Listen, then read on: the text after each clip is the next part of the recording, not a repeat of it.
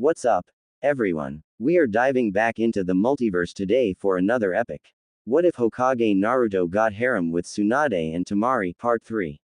If you enjoy this story, make sure to hit that like button and subscribe to the channel for more fanfics like this.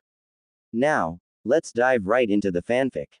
Them together, nothing softened a female like carrying a litter, and nothing brought out a male's protective instincts like a female in her kits.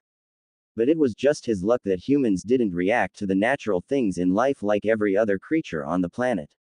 No, the female had gone hysterical while Naruto was doing a damn fine job of pretending that the whole incident hadn't taken place at all.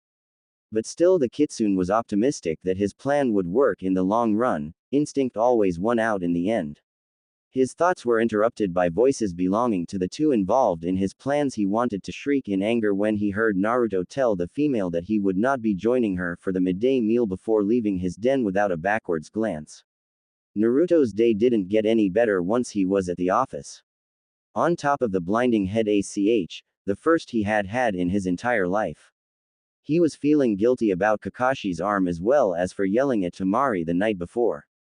He knew he shouldn't have acted the way he did with either of them, but adamantly refused to examine why he was acting the way he was. He silently shook his head at his own stupidity for allowing some of his inner demons show as he continued to go through the paperwork assigned to him. When he had been a small child, he had learned how to keep his true emotions and feelings carefully hidden. He couldn't afford to show any weakness to the people around him. It had worked well for a while to keep himself invisible, until he couldn't stand the loneliness and more.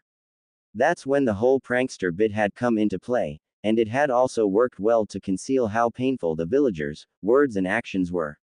The Kitsune vessel suddenly gave himself a mental shake. He hadn't brooded like this in years. Of course, he hadn't had a fight with someone like he had had with Temari in years either. Not that it was a real fight, mind you, even if he had yelled at her. He groaned. He never yelled at people, not anymore at least. He had grown out of the childish need to get everyone's attention. He didn't have to. He had friends and a lot of people who counted on him. The last thing he needed to do was let the past and all its skeletons out of the closet. As soon as that thought surfaced, he slammed the door on it. A long sigh escaped without him noticing. He knew how this whole thing had started. It was a really bad habit that he just couldn't quite seem to get a hold on. I really need to learn not to take things so personally. It didn't take long for both Tsunade and Shizune to realize that Naruto wasn't his usual sunny self. As if his bandaged hands weren't enough of a giveaway, he was going through his paperwork with a vengeance, as if it was an enemy he needed to get rid of as quickly as possible. Shizune could barely keep up with him on the filing end of things. Instead of his usual engaging smile, his face was a blank and expressionless mask. This made it difficult for the two older women decide if he was in a bad mood, which he never was. Or if he wasn't feeling well, which should be impossible due to the demon inside of him. They both watched him closely for a time as they tried to solve the mystery without actually talking to him, seeing as he didn't seem to be in the mood to chat. Tsunade wished she could blame it on being lovesick, but he was acting too cold for that to be the case, as much as she wished otherwise.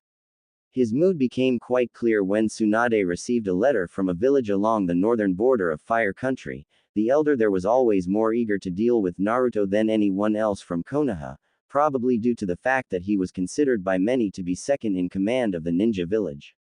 The letter had stated that the elder was having difficulty with some trade negotiations with the next closest village, which lay just across the border in Water Country.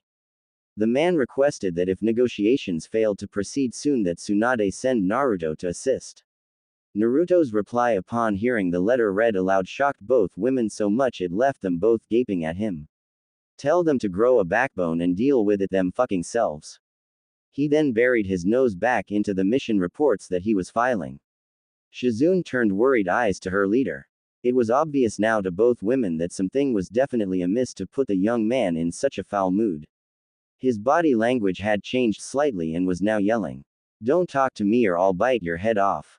And that was something that had never happened in all the time the Godame and her assistant had known him, so they were both at a loss as to what to say or do.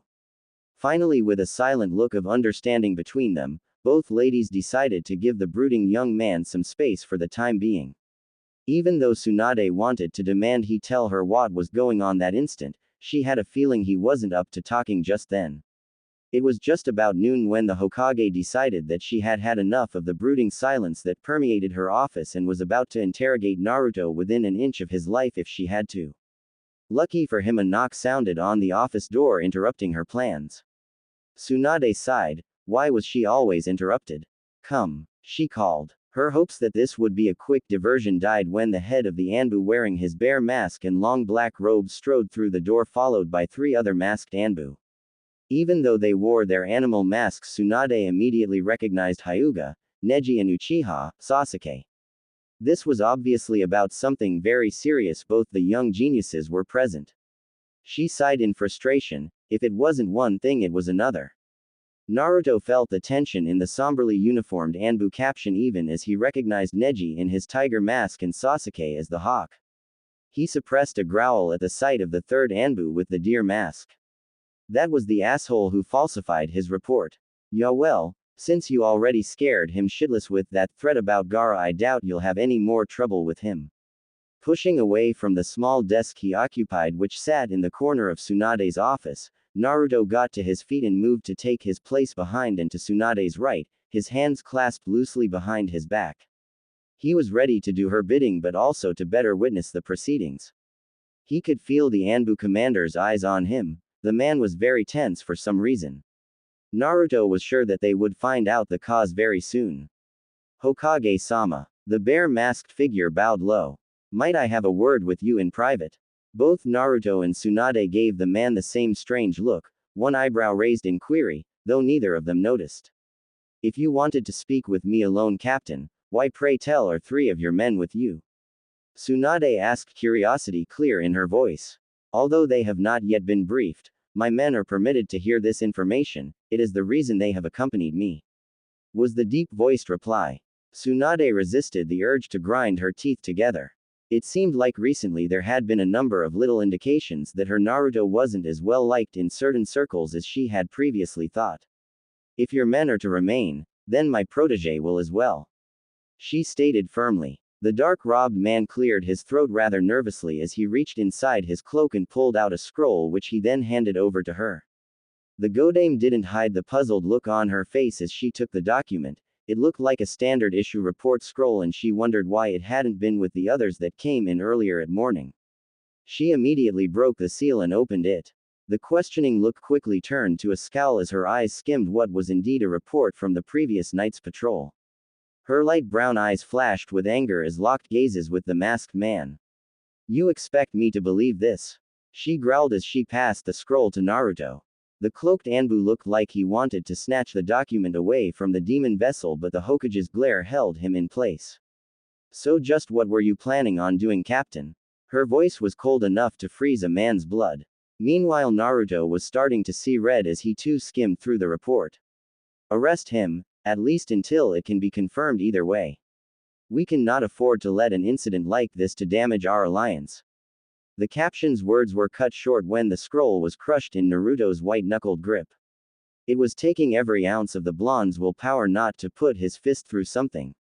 Even if I was the type to do this kind of thing, he growled instead as he tried to keep a rein on his temper. What makes you think I would be stupid enough to beat a woman who had been placed under my protection?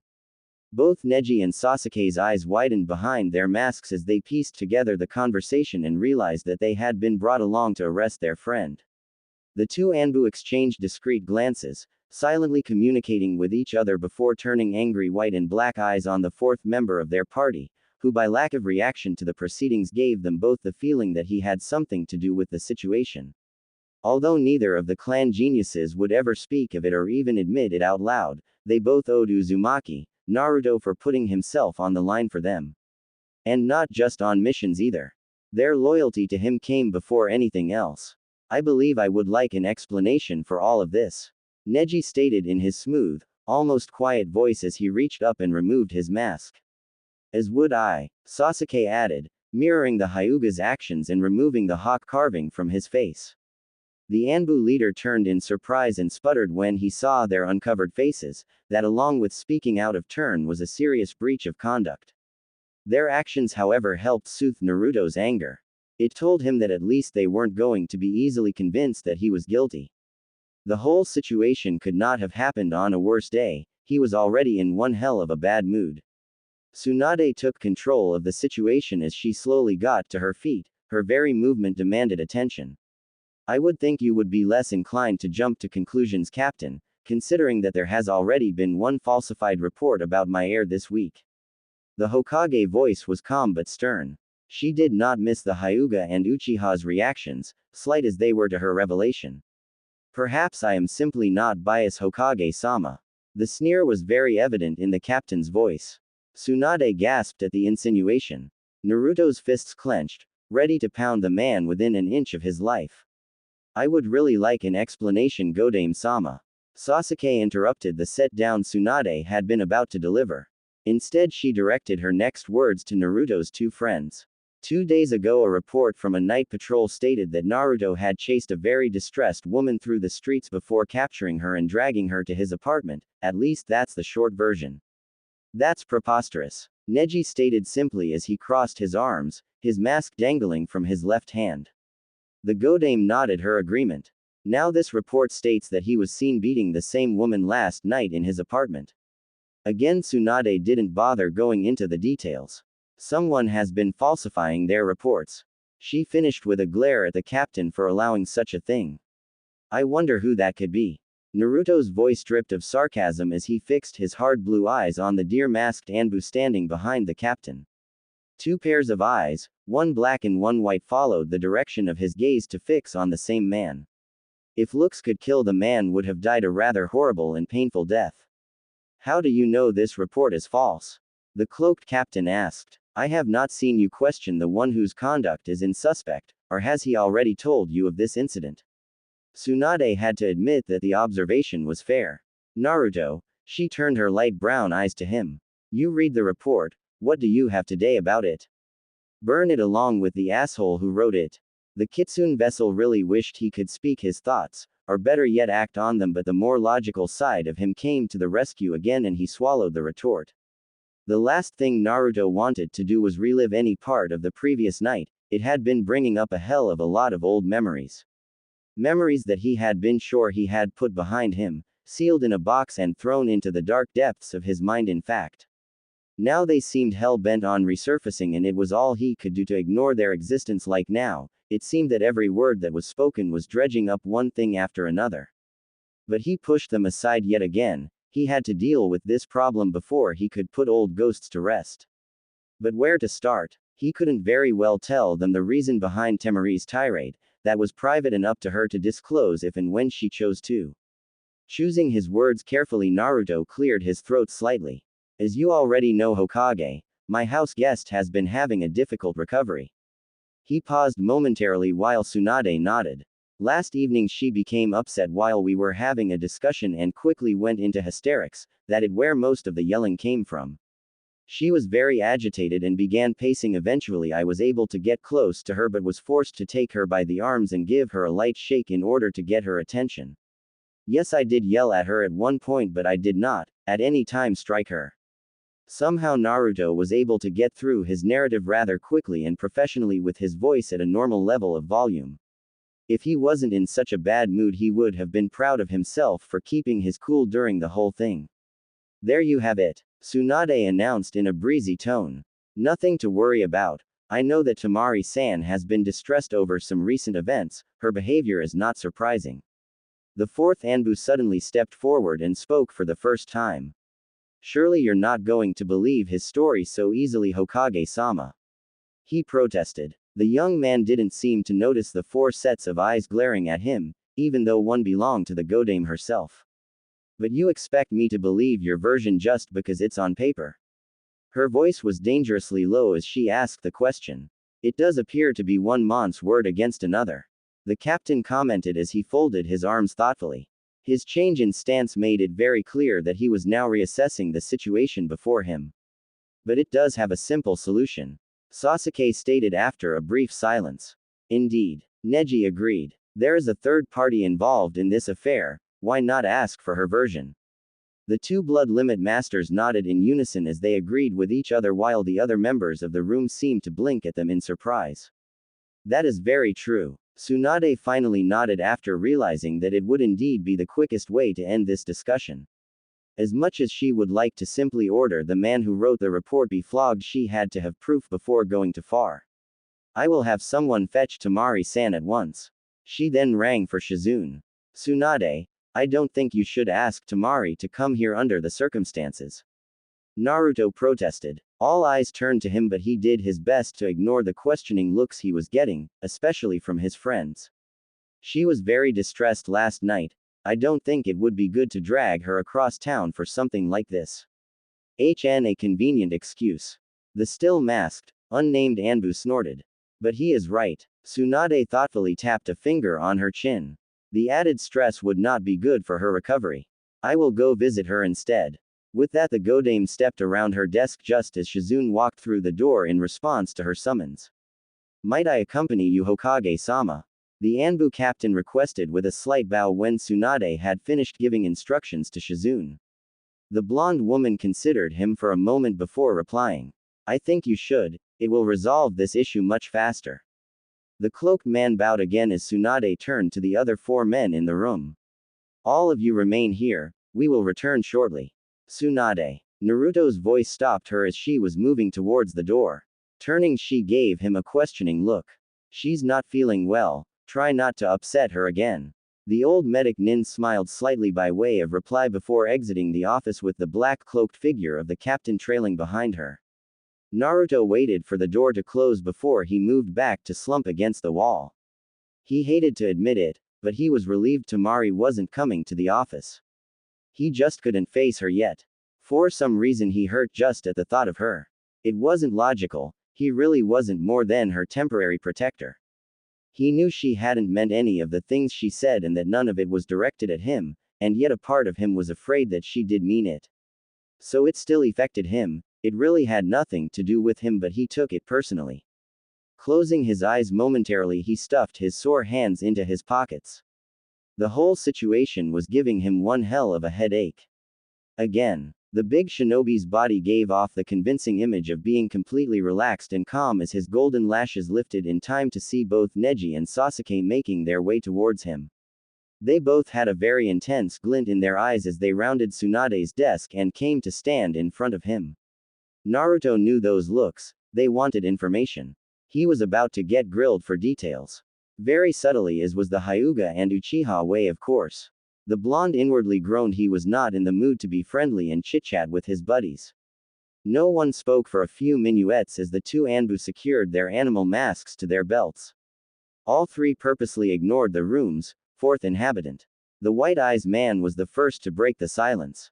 I was not aware that Sabuku no Temari was in Konoha. He commented softly as if starting a regular conversation. I saw her with you the other day, you didn't say anything about her living with you. Sasuke's voice almost sounded accusing once you got past the blunt statement of his words. They're off to a faster start than usual. Naruto mused grumpily. Not giving Naruto time to speak, Neji coased his head, causing his long midnight hair to fall over his left shoulder. She's living with you. Since when were you involved with Temari-san? Naruto's mouth dropped. This conversation, which he had yet to contribute to, had quickly turned from a not-so-subtle interrogation to a full-blown gossip-gathering fest. You two are involved. The Uchiha's eyebrows completely disappeared under his hat. I ate. When the hell were you going to tell me about this? Naruto was trying to recover from the near-heart attack the 2 had given him. He never in a million years would have guessed that the 2 of them would jump to that kind of a conclusion, especially not so fast. He quickly raised his bandaged hands to stop them from jumping to any more wacky conclusions. These 2 can be worse than a bunch of women at a beauty salon. He marveled. Their stoic day-to-day faces hide that fact very well. He knew, of course, that neither of his 2 friends would spread anything around. But the duo would think nothing of discussing every detail of this conversation with each other later on. It was hard to believe that not very many people knew that the 2 geniuses were even friends, let alone confidants.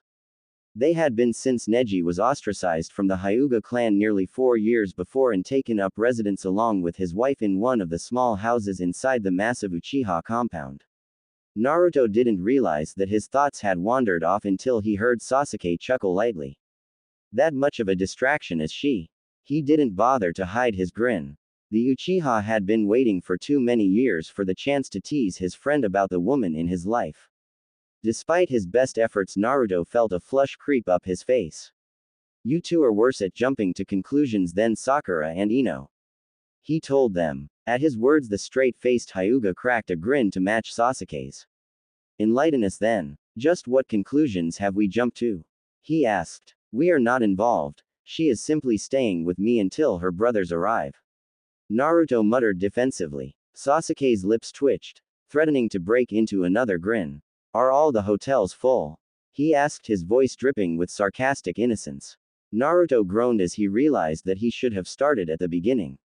Very quickly he explained how he had found Temari and some of the less private goings-on since the return to Konoha. Then, because he didn't want to talk about his house guest anymore, he had to tell the two Anbu who the perpetrators were. Akatsuki. Neji's eyes widened while Sasuke's narrowed. Or an organization very similar. Naruto confirmed. Just what we need. The Uchiha muttered. Neji tapped a knuckle against his chin, deep in thought, as Sasuke demanded to know why they hadn't been notified and what was being done about this new threat. The Hyuga finally spoke, and his words caused both his companions to pause mid-debate. I find it interesting that you found her Uzumaki. Naruto glared at him, taking the comment as an insult. What the hell is that supposed to mean? He growled. The blonde's headache had steadily gotten worse all day, which only served to make him even shorter-tempered than he had been that morning. Neji either didn't notice the hostility in the demon vessel's body or chose to ignore it. If Temari-san's attackers were in fact shinobi, and knowing the type of skill and power she has at her disposal, they would have had to be to take her down. Naruto's anger quickly turned to confusion, having no idea where the white-eyed man was going with that train of thought. Sasuke, however, seemed to immediately pick up the meaning. You're right, if they had captured her to be tortured for information, why leave evidence behind?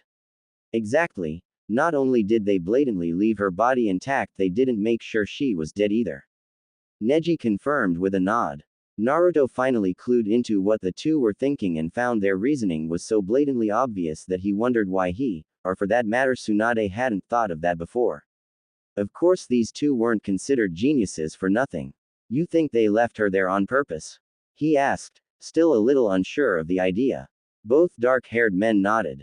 You said you found her to the northeast of Konoha. Neji stated. Naruto nodded, even though he knew he didn't need to confirm it. As far away from her homeland as you can go and still be in Fire Country. Sasuke added. This was planned. Naruto growled at the realization. It does seem likely. Neji confirmed. What could cause a rift between our two countries faster than the discovery of the body of the Kazukage's sister on Leaf Land? Indeed. Sasuke agreed, as Naruto was currently too angry to say anything else. Although I doubt that it would be enough to start an all-out war, it would definitely cause a great deal of strain, but then with Gaara it's hard to say. He can still be a little unpredictable at times. The Uchiha continued. Then he turned back to Naruto. Has he been notified that Temari is safe? The Fox vessel nodded. As soon as we arrived, we should be hearing from him any time now. The words were said through clenched teeth. As if he wasn't mad enough at the Kunoichi's attackers to make them suffer a bit when he killed them. Now, well, as far as he was concerned, he planned on having them begging to go to hell before he let them die. His thoughts of revenge, however, were interrupted when Neji posed another question. I wonder why we weren't notified of her disappearance. He mused. That is strange. Sasuke agreed. The two of them are on a roll. Naruto thought as he pushed back on the darker thoughts he had been entertaining and locked them away for later use. Right now he was going to do something that always entertaining. He was going to interrupt the Hyuga and the Uchiha mid-debate with something that neither one of them knew. It always annoyed them when they were stopped mid-roll. Actually, Sand might not even be aware that she is missing. He announced, trying to keep the smugness out of his voice. The result was, as he expected, rather funny. Sasuke paused, his mouth already open to offer his theory, while Neji seemed about to nod as he had been anticipating the Uchiha's words. Naruto managed to contain a smile at the picture the two of them made, which for once wasn't all that hard. He was still in a less than a good mood. Temari was on a personal training mission. They would have only been expecting her home sometime this last week. He clarified, since his companions for the moment remained speechless. It took a minuet, but finally the two geniuses were able to collect themselves. That explains it then, Neji concluded. Then the threesome fell silent, having nothing else to talk about until the Hokage returned, seeing as Naruto was usually the one to start the conversations when they were in a group and he was not inclined to say any more than he already had.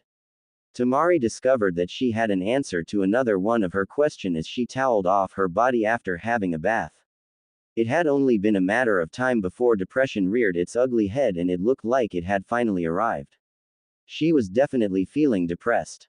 Even a soak in Naruto's oversized bathtub hadn't helped lift her spirits in the slightest. She had felt fine when she first woke up, having had a very pleasant and restful sleep. She had even lounged in bed for a time until the unexpected arrival of Naruto when he stopped to get cleaned up. He had completely ignored her when she went to talk to him. Then after his shower he had been quite rude, growling at her when she asked why he was bandaging his hands. She had only been concerned about him.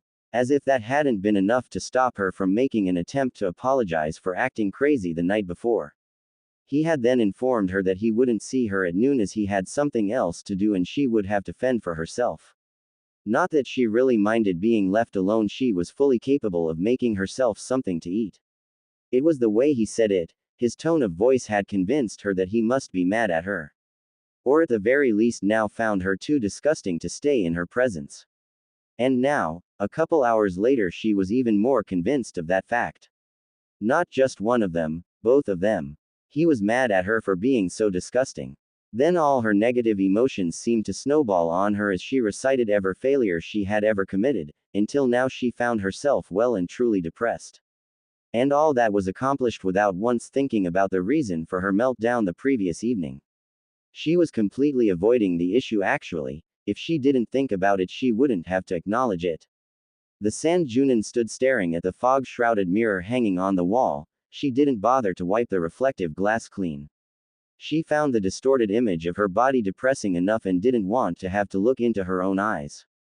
Couldn't face the all too obvious fact that she was no longer the same person that she used to be, and that she could never go back to the way she was before. Finally she turned away and concentrated on drying out her long thick hair. It took a while and Temari seriously debated just cutting off the silky tresses that hung loose past her rear. She couldn't seem to remember why she had wanted long hair to begin with. Cutting it definitely sounded like a good plan, but after a perusal of the bathroom yielded no scissors or razors of any kind. Not even a kunai carelessly left behind could be found, so she let the matter drop. She didn't have the energy to try to find something that would do the job. So instead she left her still damp hair hanging loose down her back, deciding that it was too much effort to dry it anymore. Wrapping her towel loosely around her body she slowly exited the bathroom and padded across the hall into the bedroom. Since she wasn't going anywhere and she wasn't planning on seeing anyone either, she opted to dress herself in one of the new kimonos she had bought while shopping with Naruto.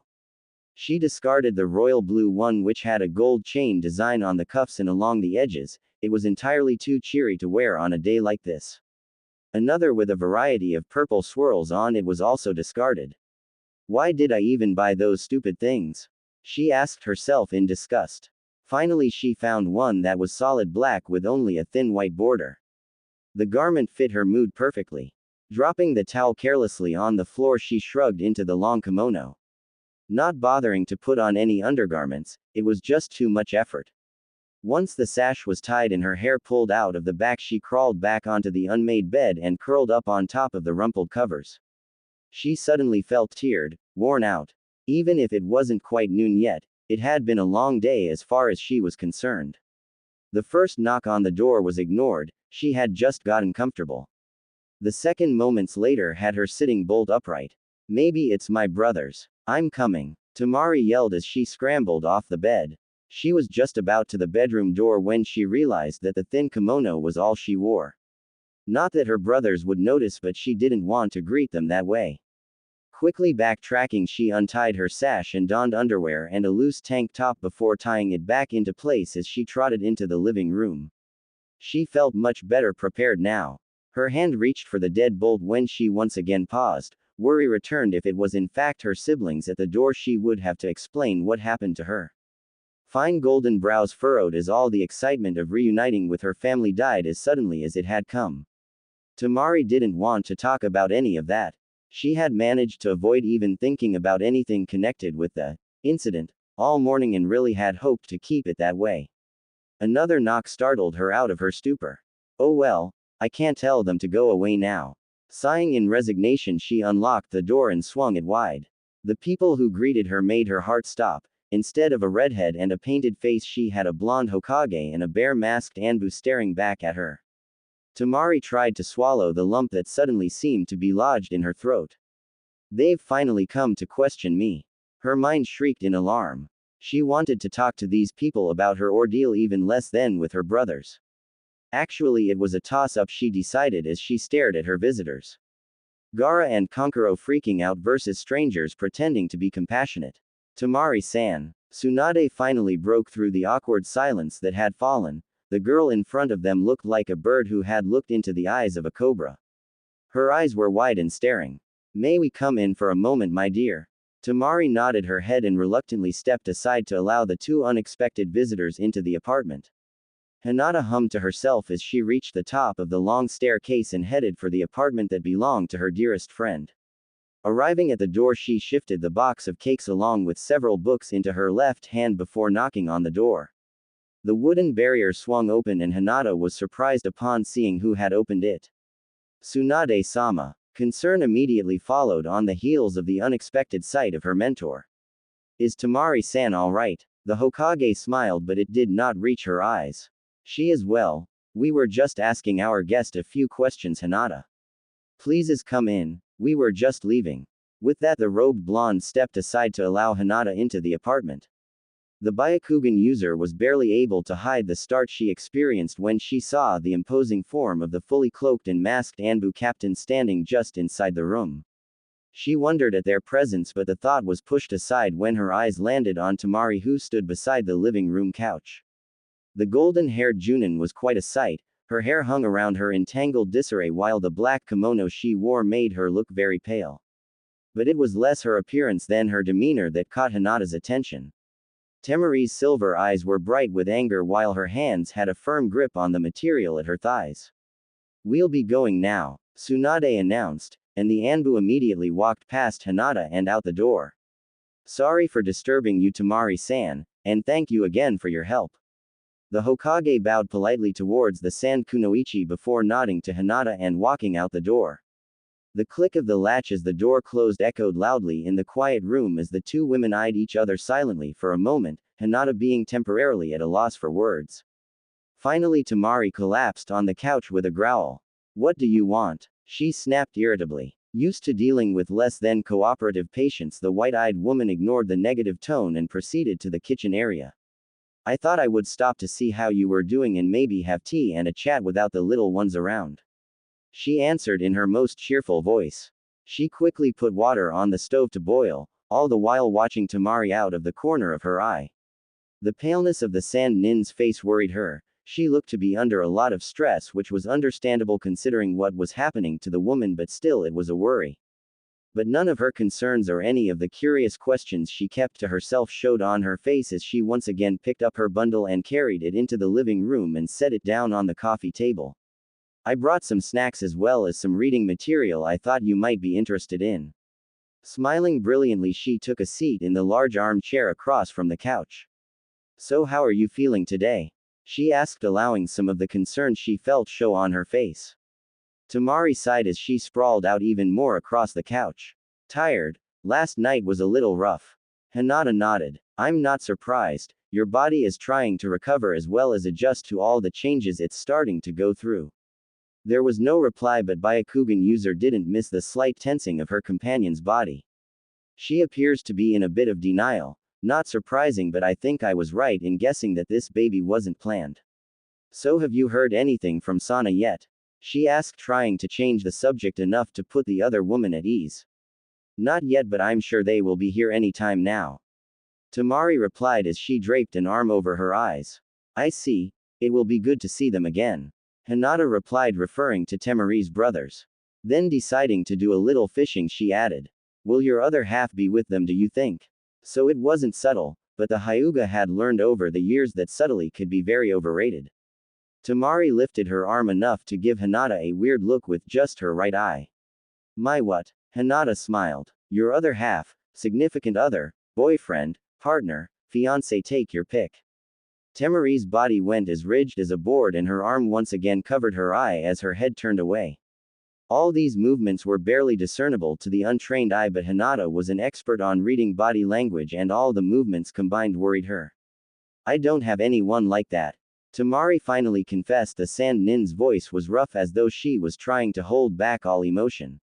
Alarm bells went off in Hinata's head at that. Even though the words were what she had been sort of hoping to hear, the tone of voice they were spoken in was filled with too many negative emotions.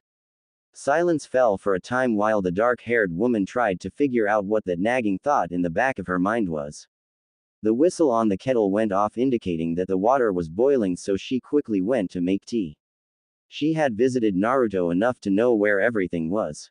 While she was pouring the water into a navy blue teapot, Hinata was struck with a rather disturbing feeling as the nagging thought allowed itself to be deciphered. Temari had been captured by enemy shinobi, and according to what Hinata had found during the examination the day before, her friend had been severely beaten and tortured as well as raped. Hinata cringed inwardly at the direction her thoughts were taking. It was almost unheard of for a pregnancy to result from that due to the powerful birth control the shinobi medics had designed over the years. But still, it was a possibility. Should I ask? Or should I just wait and see if she says anything? She wondered. Her teeth worried her bottom lip while she set all the tea things on a tray to take to the living room. She knew that it really wasn't any of her business, but she also got the feeling that Temari could use someone to talk to. The Sand Junin had always appeared to be very self-contained, a very strong and independent woman. And knowing how busy she always was, trying to take care of her brother as well as keep up with them, Hinata doubted that she had anyone to fall back on herself. It was a basic female trait. Take care of everyone else first, yourself last, if ever. Sighing quietly, she arranged the cups and the rest of the tea set to her liking, picked up the tray and carried it over to the coffee table. Temari hadn't moved from her earlier position of lying across the couch with her arms still covering her face. She looked absolutely miserable as far as Hinata was concerned. So the medic nin decided to try to lighten the mood a bit before attempting any serious conversation. So here's the tea, it will be ready very soon. Do you want to have snacks now or wait until it's finished steeping? She asked cheerfully. Not hungry. Temari mumbled sullenly. Hinata chuckled at her childish tone. After settling the tray to her liking, she picked up the box of treats and purposely plopped down on the edge of the couch, bumping the blonde's hip in the process. You don't have to be hungry for this stuff. Hinata informed her. This is pure indulgence food. A muttered grumble was her only answer, so the black-haired woman lifted the lid on the cardboard bakery box. Let's see. Hinata made hemming and hawing noises designed specifically to spark interest. We have butter tarts, chocolate chip cinnamon buns with icing, fudge brownies, Nanaimo bars, pokey, all 3 flavors, ooh, apple and cherry Danish. I don't remember asking for those. Out of the corner of her eye she saw Temari's arm lift slightly. Did you say chocolate chip cinnamon buns? She asked. They're the baker's specialty. Hinata confirmed as she snagged a fudge brownie and took a bite, noisily savoring it. Oh yeah, that is so good. She purred. Temari finally lowered her arm and slowly pushed herself into a sitting position. I've never heard of cinnamon buns with chocolate chips in them. Her interest was obvious. Hinata smiled and tipped the box in her direction. There is plenty to try. She offered. The San Kunoichi hesitated for a moment longer before giving into the temptation and snagging one of the sticky sweet pastries. Hinata hid her approving smile by leaning over to put the box back on the coffee table, then snagging a napkin for each of them. After accepting the offered paper, Temari shifted so she was sitting properly on the couch. Hinata moved as well so the two were sitting side by side. They ate in near silence, with the only comments being about the food. Finally, Hinata nervously cleared her throat. Would you mind if I ask you a personal question, Temari-san? She asked. Temari shrugged as she licked the sticky icing residue off her fingers. Taking a deep breath, Hinata watched her companion closely for her reaction to the next question. This baby wasn't planned, was it? It was the most delicate way the pale-eyed woman could think of to broach the subject. To her surprise, Temari laughed. It had a bitter quality to it, but it was a laugh nonetheless. Not unless you consider getting knocked up after being violated planned. The words were barely spoken before the blonde clapped a hand over her mouth, as her horrified gaze snapped up to meet Hinata's. The medic Nin's heart ached for her friend as she watched that shock in her silver eyes change to embarrassment before she pulled her knees up to her chin and buried her face in them before covering her head with her arms. Forget I said that. The words were so muffled that Hinata barely heard them. And unfortunately they did not surprise her. In her line of work she had come across similar situations. It was never easy seeing a woman recovering from the trauma of being violated. Reaching out, Hinata placed her right hand on Temari's back and started gently rubbing up and down her spine as she tried soothing the tense muscles beneath her fingers. It's not your fault, Temari. She purposely dropped the formality. You don't own any of the blame for what happened to you. She was positive she heard a sniffle, but when the light-haired woman changed positions so that her chin rested on her knees, her face showed no trace of tears. I don't want to talk about it, she stated firmly, her eyes staring off into space. Again, the response was not unexpected. But Hinata wasn't about to back down now that she knew what she was facing. I'm afraid you really do need to talk about it, Temari. It will help. How would you know? Temari mumbled. It wasn't really a question, but the medic Nin answered it anyway. In my line of work, I've helped a lot of women in similar situations. Unfortunately, one of the favorite methods of punishment or torture for women in our line of work is rape. Temari flinched at the use of the word, but Hinata continued. She knew the blonde would have to learn to deal with it sooner or later. Of course, it's not very often that a pregnancy results. The chakra-enhanced birth control we use is seldom ineffective. You're one of only two that I know about personally. At this, Temari turned to look at Hinata with one eyebrow raised in query.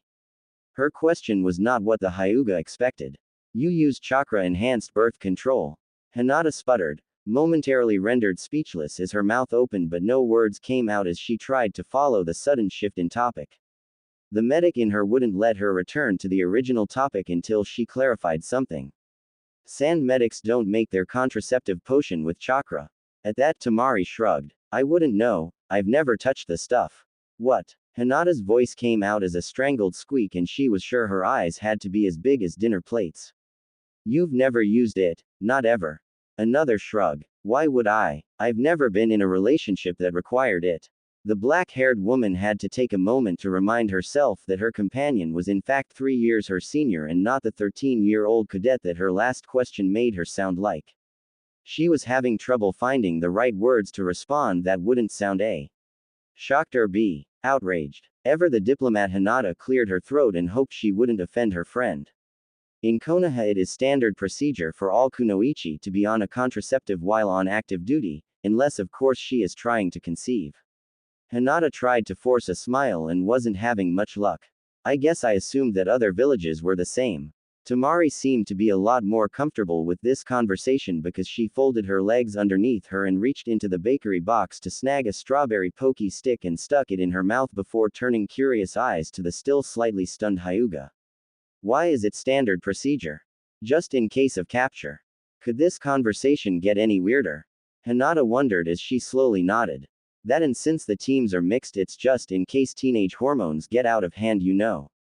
The blonde nodded, still sousing on her pokey. That would explain it then. Explain what? Hinata wasn't sure exactly what Temari was talking about, and in light of the things she had just learned, she didn't want to take any chances of a misunderstanding. Why, I probably wasn't required to use it. I was on a team with my brothers and our sensei would never have tried anything with Gaara around. A weak smile was Hinata's only response for a moment at the relaxed way Temari dismissed the matter, only a moment after mentioning that her Junin teacher could have been a problem if it hadn't been for her then homicidal brother, reminded the medic Nin of a teen who thought she knew everything. A lot of women find that they also need to use the birth control to help regulate their menstrual cycle so that chakra control doesn't become a problem. She finally informed the Sand Ninja. Listen to me, I sound like I'm in some kind of debate. Hinata groaned inwardly. That thought was pushed aside when Temari chuckled, a real genuine chuckle, complete with sparkling eyes. You mean that some people's periods interfere with chakra control? She giggled at that. Go figure. She hummed, having taken a bite of pokey. You don't have that problem, I take it.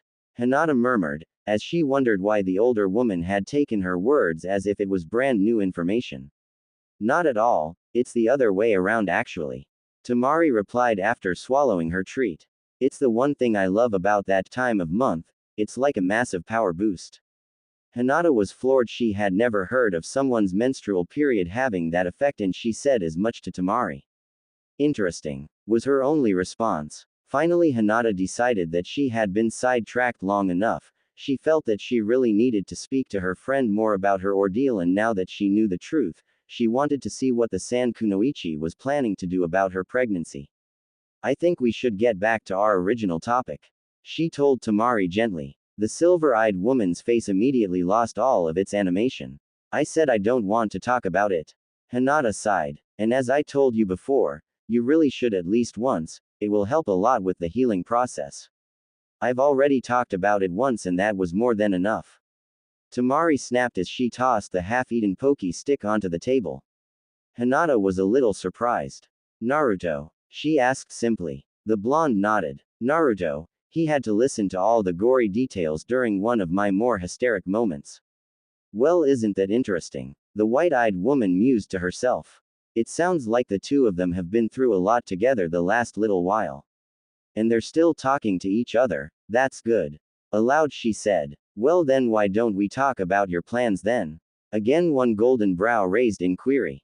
Plans? About the baby, have you thought about what you're going to do yet? Hinata would normally try to avoid all talk about terminating a pregnancy unless the mother's life was at risk, but in this case she knew it was something she had to bring up.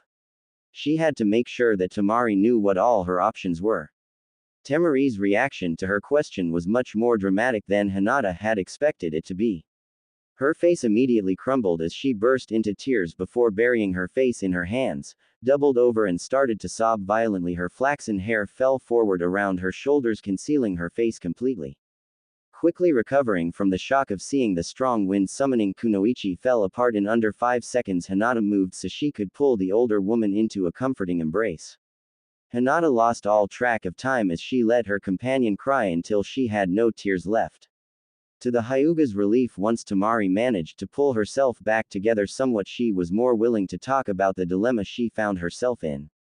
Hinata first outlined the various options and the time she had to make the decision whether or not to terminate the pregnancy.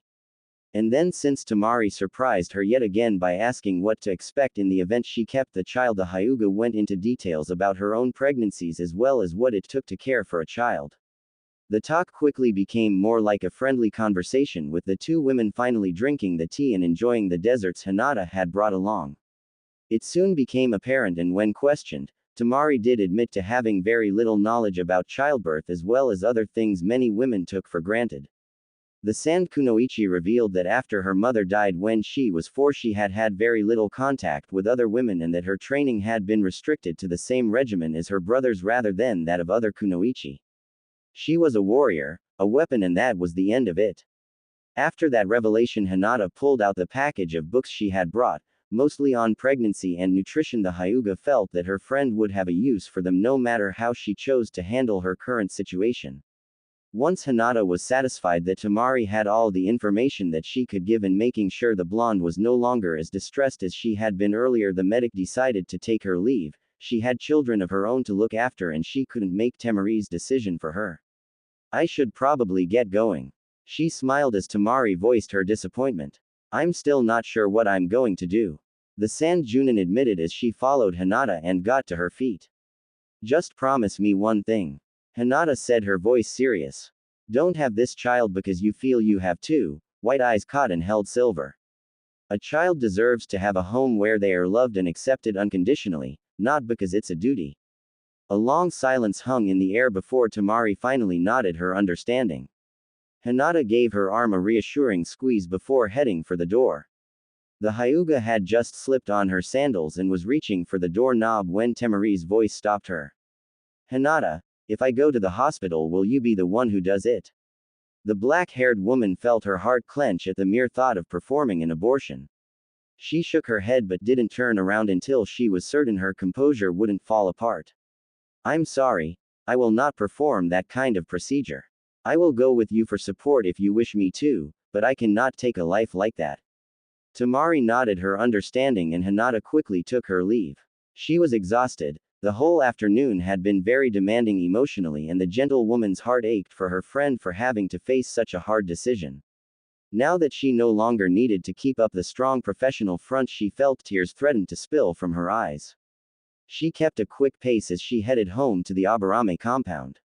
Her hand wrapped around the round wooden pendant that hung around her neck. Unbeknownst to others, the bead was hollow and contained a number of her husband's kikaichu. It was so he could find her no matter where she was.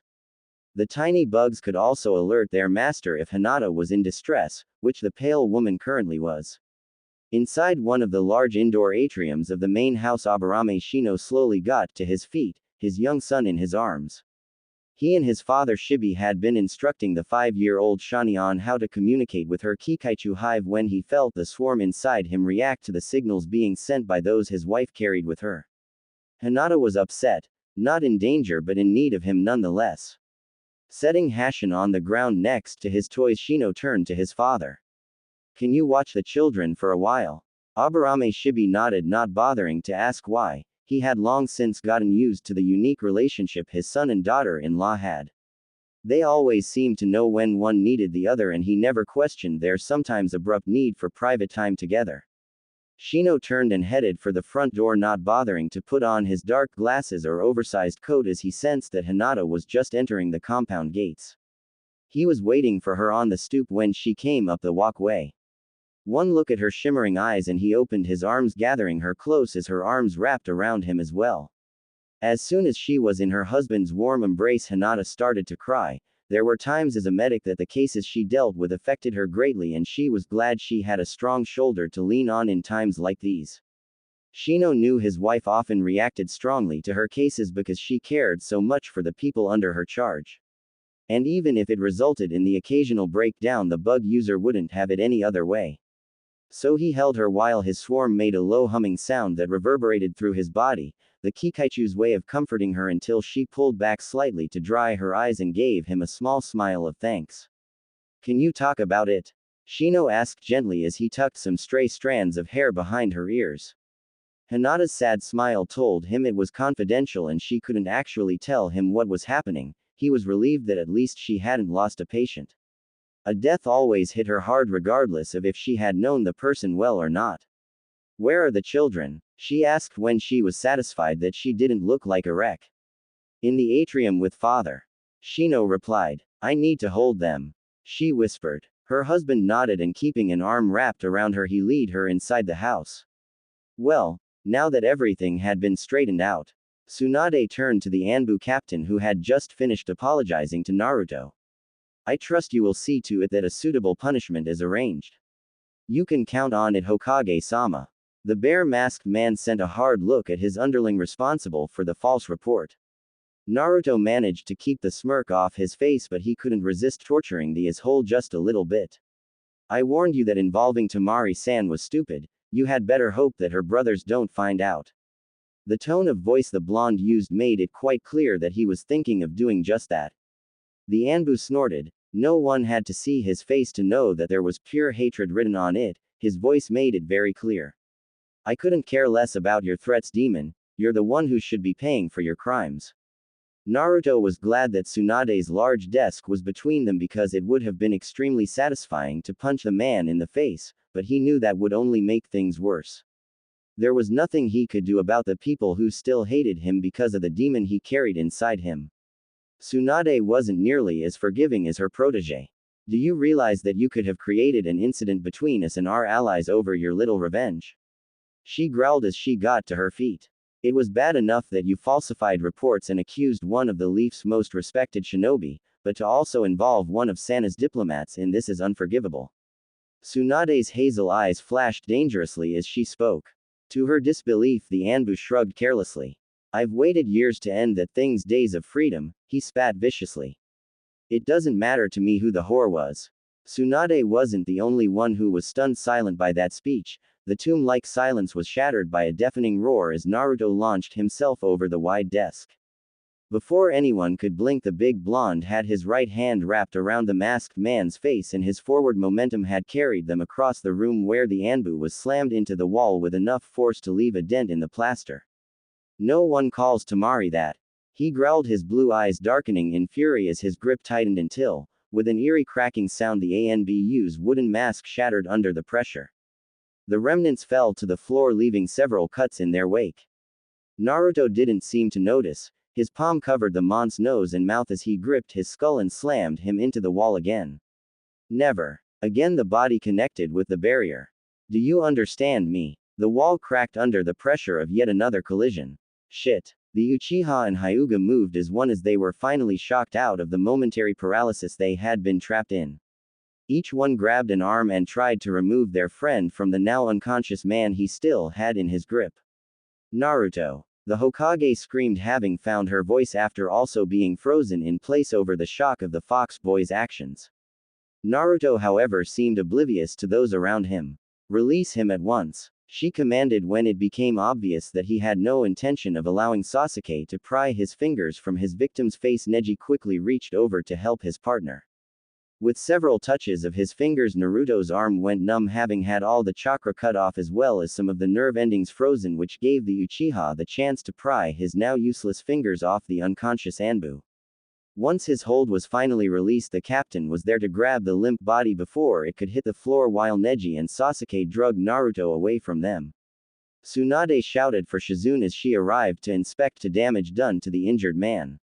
Naruto issued a warning growl. The deep rumbling sound vibrated not only through the big blonde but through the bodies of the two men who still held him in place. Leave him, woman. He's not injured, only fainted like the coward he is. Tsunade cast an angry glance over her shoulder. You could have crushed his skull. I don't care what came out of his mouth. That is not the way to punish him. Even as her underlings' actions made her mad because of the possible consequences attached, a part of her was dancing with joy that he had so quickly and brutally jumped to that Sand Kunoichi's defense. It looked like maybe her hopes for a match might just be on track for once. I should have killed him, Naruto hissed, causing everyone present to glance at him to see if his eyes had changed color. His voice had been so reminiscent of the days when Kyuubi made regular appearances that all of them expected to see red bleeding into the blue irises.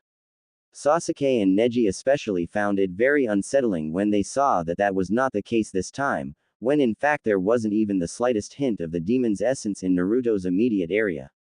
I think you should go for an early lunch break, Naruto, Tsunade told the young man as she focused her attention on examining the unconscious ABNU. Naruto didn't have to be told twice. Despite the haze of rage clouding his vision, there was still the logical part of him that knew that he couldn't kill the man who now lay on the floor, as much as he would enjoy doing just that.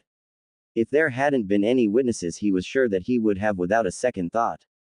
Instead, he held his numb arm out under Neji's nose.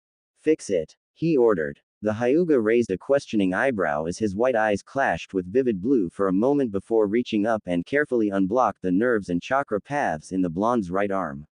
A non-communal grunt was his only thanks as Naruto experimentally flexed his hand and arm. It wasn't until then that Neji realized that the bandages on his friend's hands were just that, and not training wraps as he had first assumed. Why would Uzumaki need bandages on his hands? I thought that the Kyuubi healed him almost instantly. Before he was able to voice the question, however, he found himself being dragged off by a fist at the back of his collar. A glance to his right told the Hyuga that Sasuke was in the same predicament. Naruto had both of them by the collar and was dragging them out of the office. Naruto, what the hell? Sasuke shouted, only to have his words drowned out by a loud pop and a cloud of smoke. A moment later, both black-haired men were stunned to find themselves in the training grounds. As Naruto released his hold on them and stalked deeper into the forested area, the two shared a shocked glance. Neither one of them had ever had someone else teleport them anywhere, at least not while they were conscious. And Naruto had somehow managed to do it without doing the hand signs. Realizing that they were about to lose sight of him, they quickly trotted after him. It was obvious that they were there to spar. It was something the group of them did when someone was having a bad day. Whoever was available would help them work out their stress. And Naruto was definitely stressed. Kyuubi quickly lost the smugness he had felt over the protective display his vessel had put on over the golden female. The thoughts running through the human's head at the moment were murderous, and while the demon had no objections to going on a killing spree, he also knew that for Naruto to do such a thing would be disastrous. He had learned that humans tended to frown upon such actions, and the last thing the Kitsune wanted was for his host to get himself executed for taking out his frustrations on other humans. This wouldn't be happening if you would deal with your issues, as you call them, you know.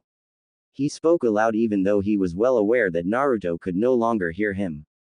It never ceased to amaze the Kitsune how much thoughts, especially suppressed ones, affected his host. After closer inspection of the whirlwind that was going through the blonde's head, he became slightly apprehensive about the coming fight. The two males following them would not be enough of a challenge to wear Naruto down to the point where he couldn't move and therefore had no choice but to confront himself. Kyuubi nodded sagely. The thought had been brewing in his keen mind for a while. It turned out that it was actually a good thing his power had been separated from his host, otherwise the current situation would have been doomed to end with an unbeatable Naruto with unlimited reserves beating on anyone who came near him to a bloody pulp. But now the human had limits. His stamina and chakra level still was far above his peers, but it did have a limit, and he also no longer had the luxury of being healed almost instantly. A smirk touched the demon's lips. Yes, this was a good thing. Probably. The boy needed to learn to open up to those around him, and in this case he would need that lesson literally beaten into him. In hindsight, the ancient creature realized that he probably shouldn't have pretended to be his vessel's conscience the last couple years after Naruto stopped talking to him. It had prevented the blonde from seeking outside assistance. The nails on one paw tapped out a thoughtful rhythm. Perhaps blocking his unpleasant memories was also an ill-advised action. He mused. The disgusted sigh that left the Kitsune was for once aimed at himself.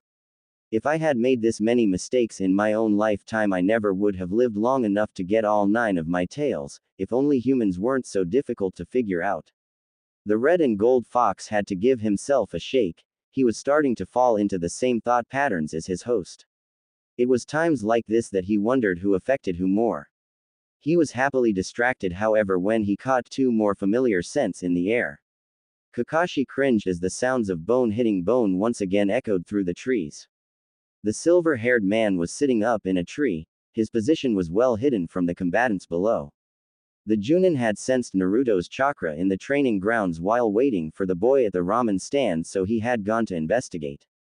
He had been too late to witness the fight with Kiba and Akamaru. When he arrived, the Inuzuka was lying in a pile off to the side with the young man unconscious and the big white dog whining softly.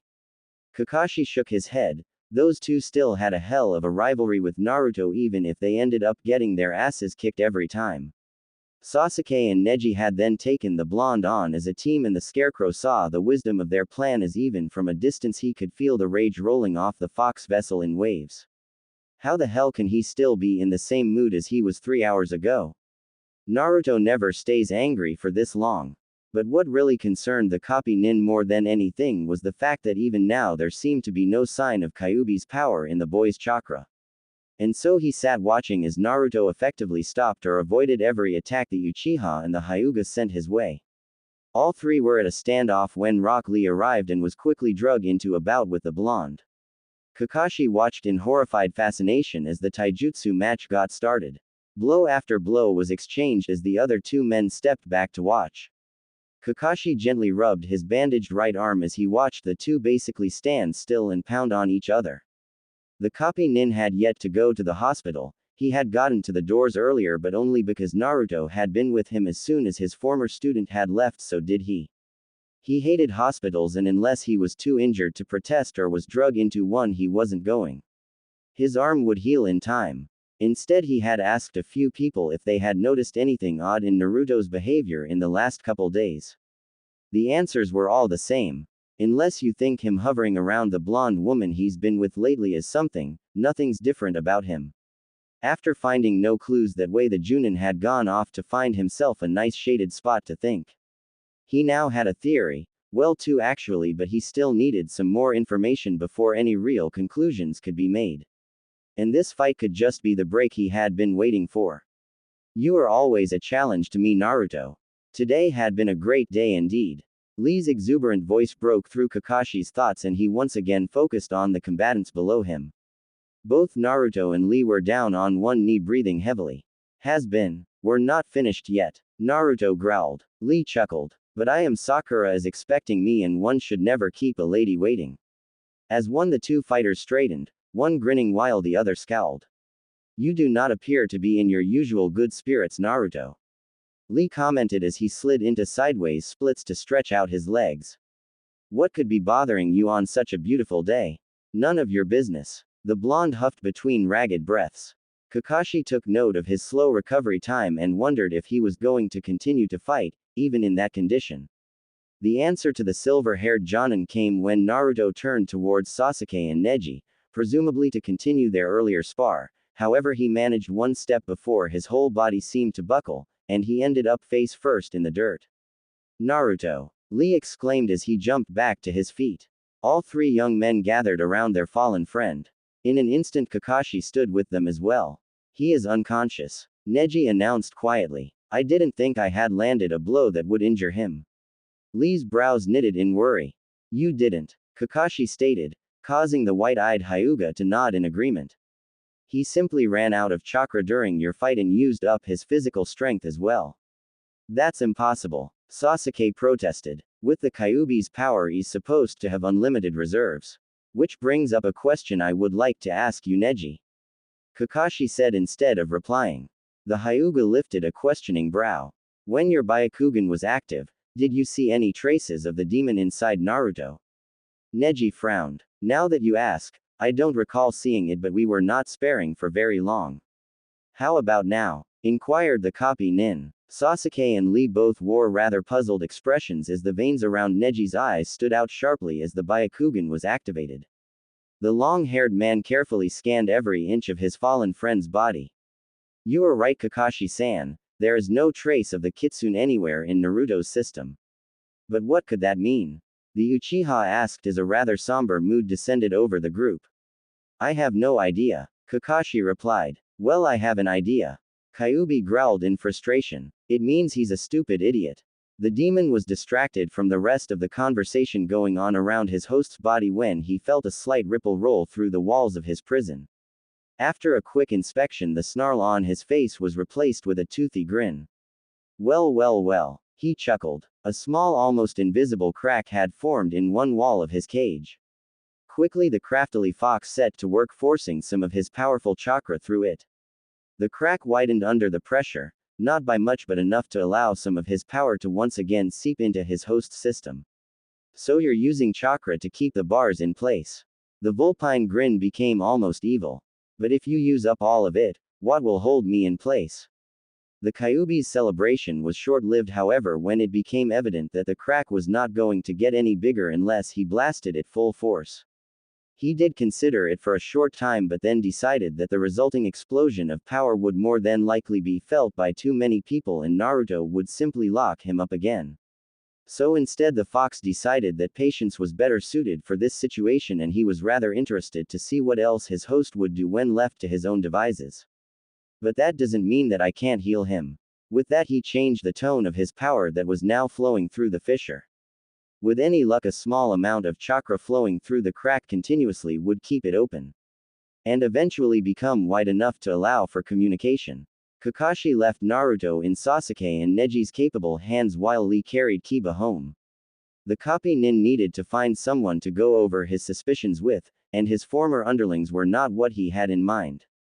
One teleportation jutsu and one flight of stairs later found him in the Hokage's outer office. Kakashi-san. Shizune, Tsunade's assistant, looked up in surprise. You were not scheduled for a mission today. A light frown marred her face. I don't think. She furiously started sorting through the files in front of her. Kakashi enjoyed getting the young woman worked up. She was too funny when she was flustered. But today he had more serious things on his mind. I'm not here by appointment, Shizune-san. I need to see the Hokage if she has a moment. The young woman blinked. It had been a long time since she had heard the legendary copy nin speak so formally. Usually he bordered on insubordinate. And after the way Tsunade had gone into an angry tirade over his appearance in her kitchen only days before, Shizune had not expected to see the tall shinobi for a while. Her chocolate-colored eyes dropped slightly as she got to her feet and for the first time she noticed his arm in a sling. Oh, you're injured, she exclaimed. Not really. Kakashi waved her off. But I do need to speak with the Hokage. Shizune nodded and quickly went to open the door to the inner office. Follow me. The silver-haired man did as he was told. Hokage-sama, Hitaki Kakashi to see you. The masked man fought back a smile at the grumbling that came from the beautiful blonde that sat behind her large desk. Tsunade's head jerked up, her mouth open to tell Shizune to kick the silver-haired man out the door, but the sight of his tall form standing behind her assistant had her snapping her jaw closed. Shizune beat a hasty retreat as soon as Tsunade acknowledged her visitor's presence, but she left the door open just a crack so she could hear their conversation. Tsunade must be rubbing off on me, I've become an eavesdropper. She thought to herself. What can I do for you, Hitaki? Tsunade asked, her face and voice now impassive. I need to speak to you about Naruto. He stated simply. Tsunade rolled her eyes. Not again, I just managed to get everything straightened out with the Anbu. Yes, I know he's not his usual self today. She said aloud. But then I can't blame him after what happened. Kakashi perked up a bit at that. Maybe this would answer some of the questions he had. What might that have been? The Godame sighed. Well, he seemed to be off a little this morning anyway, but then we had a slight problem with the next generation of demon haters falsifying a second report about Naruto and Temari-san. This was news to the Scarecrow and not what he had been expecting to hear, not even close.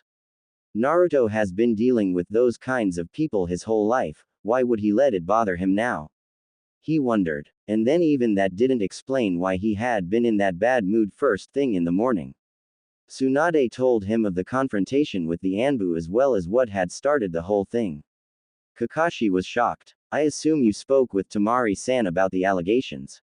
He spoke quietly. He needed all the information he could get so he couldn't afford to get the blonde Hokage angry.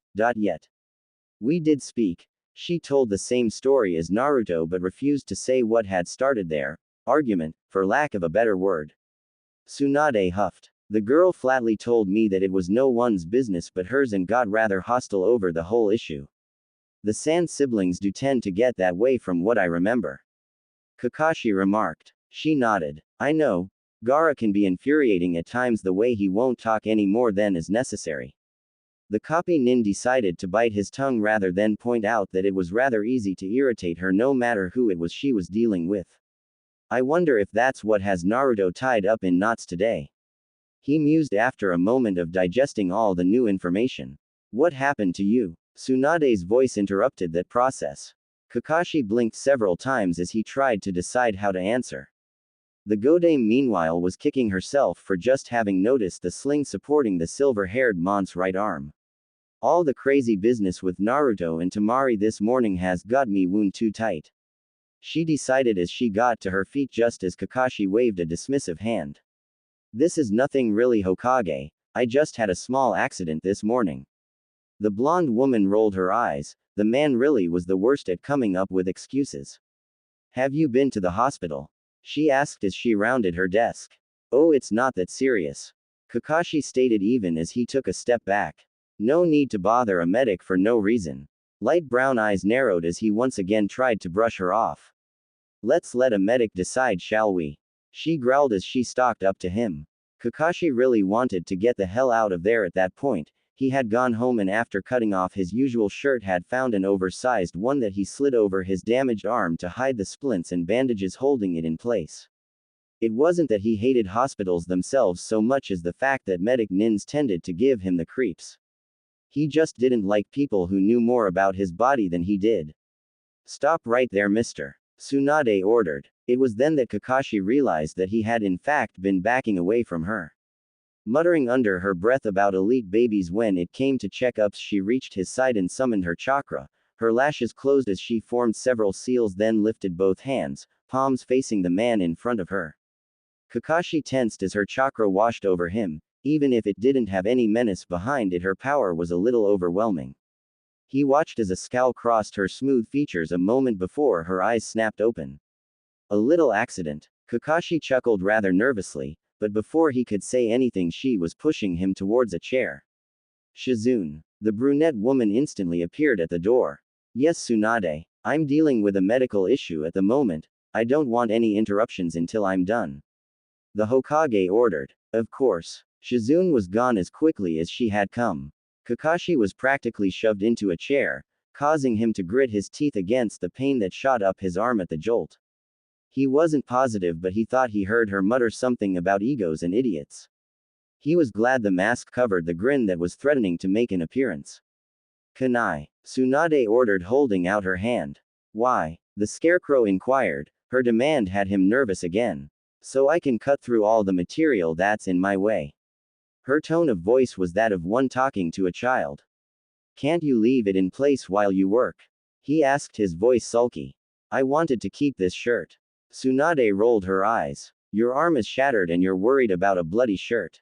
"I like this shirt," he stated stubbornly. Instead of knocking him out and doing it her way, as tempting as that was, Tsunade sighed heavily. "Stupid Junin, sometimes they have the dumbest priorities." Reaching down, she unzipped his vest and after giving him a glare at the questioning look he gave her, helped him slip it off his left arm. It took some maneuvering, but after removing the sling and taking turns supporting his injured limb, the vest was off. His baggy navy shirt came next. It wasn't until that garment had joined his vest on her desk that it dawned on Tsunade that she had a half-gnawed scarecrow sitting in front of her. Not that she should have noticed. She was a medic nin and had seen countless people in various states of undress. But this was different, maybe because it was Kakashi, or maybe it was just because they were in her office instead of the hospital that made it different. Her eyes strayed down his sculpted chest that was surprisingly tanned considering the amount of clothing he usually wore.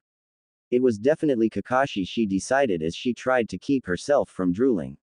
Which should have been ridiculous. She hadn't looked at another man since her beloved Dan had died. It was the stress, yup, that was it.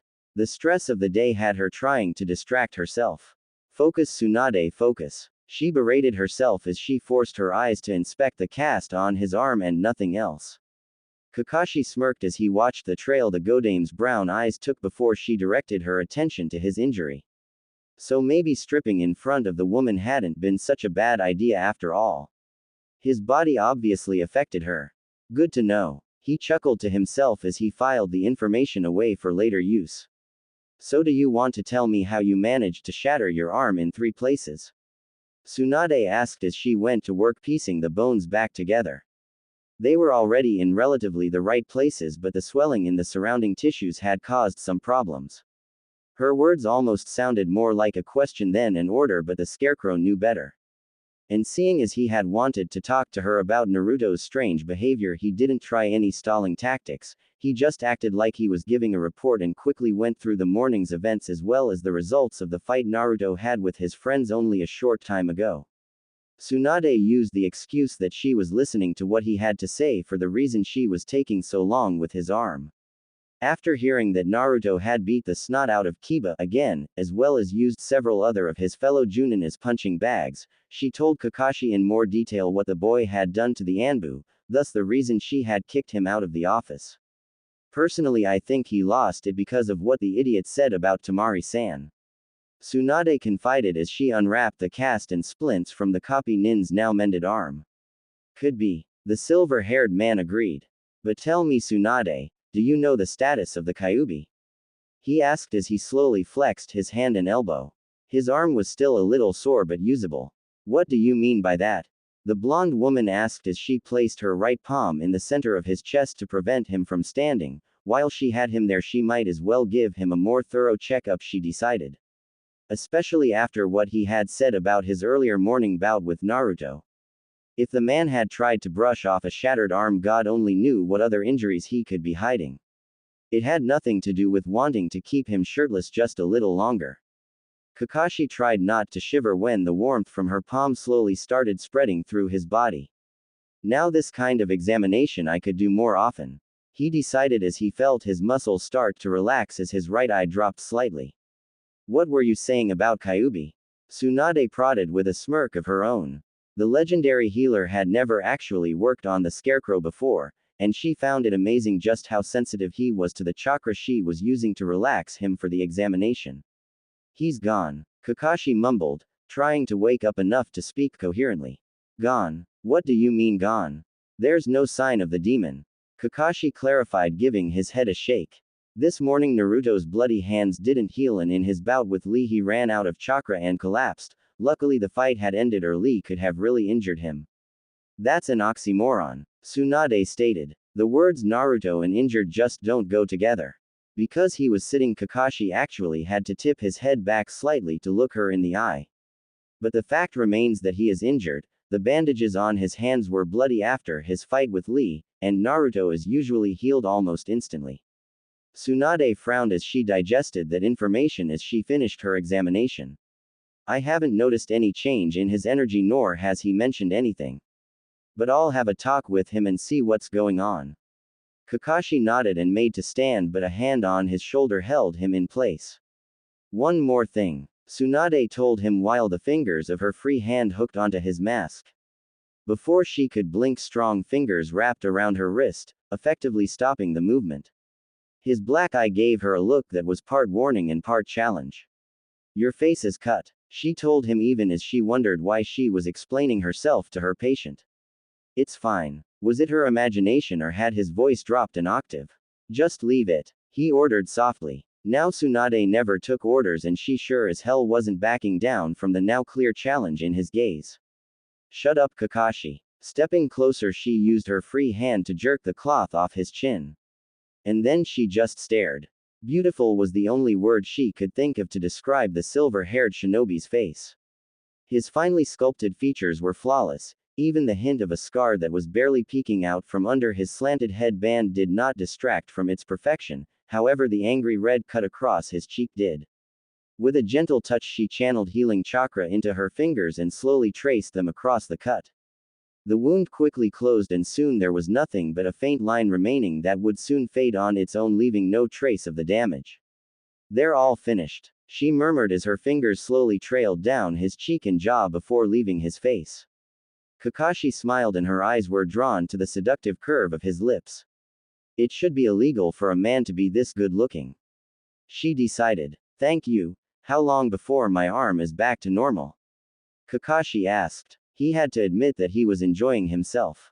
He wondered absently if he could find a way to talk Tsunade into being his personal medic. But the fact that she was standing between his legs with her well-endowed chest at eye level while her soft perfume tickled his nose had him a little too distracted to really think about anything else. Tsunade wasn't much better off. She had the urge to see if those lips tasted as good as they looked. Luckily Kakashi's question was enough to distract herself, and she backed away from him to allow herself to regain her composure more than to think of an answer. As soon as she moved away, he got to his feet and retrieved his shirt, which he immediately pulled over his head.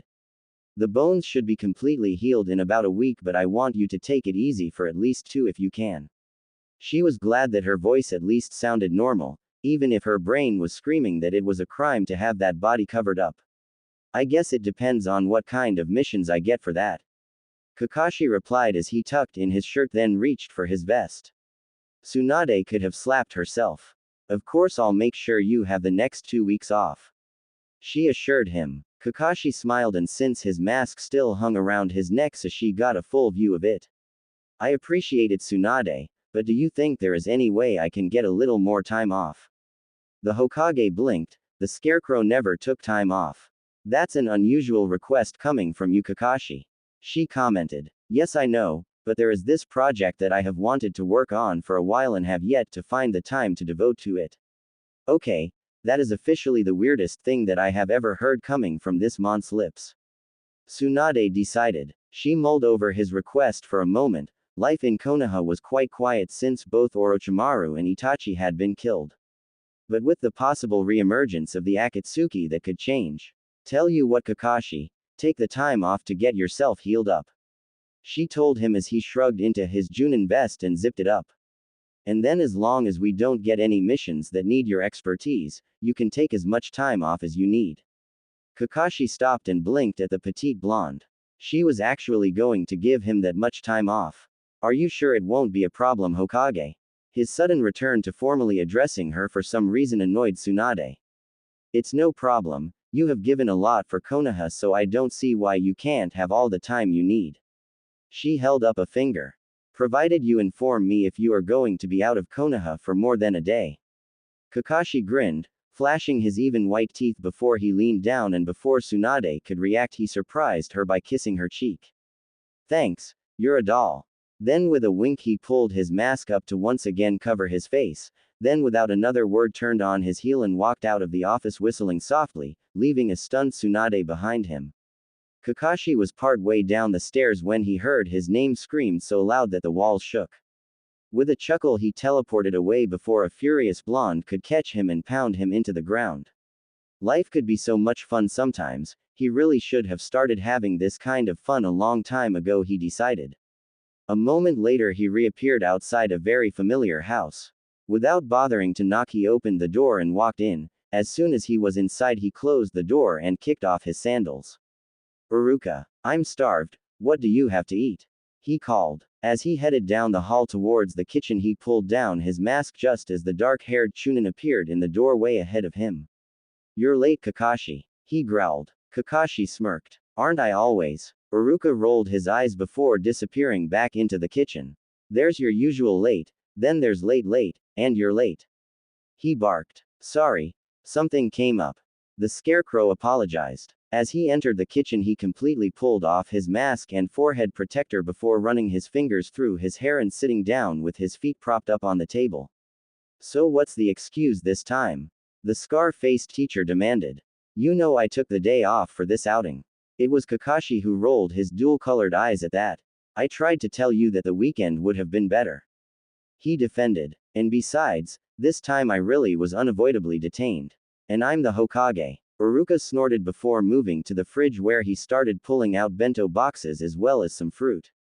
Actually that's where I just came from. Kakashi informed his companion as he watched the younger man move around the kitchen. Came from the Hokage's office, I was there until just now.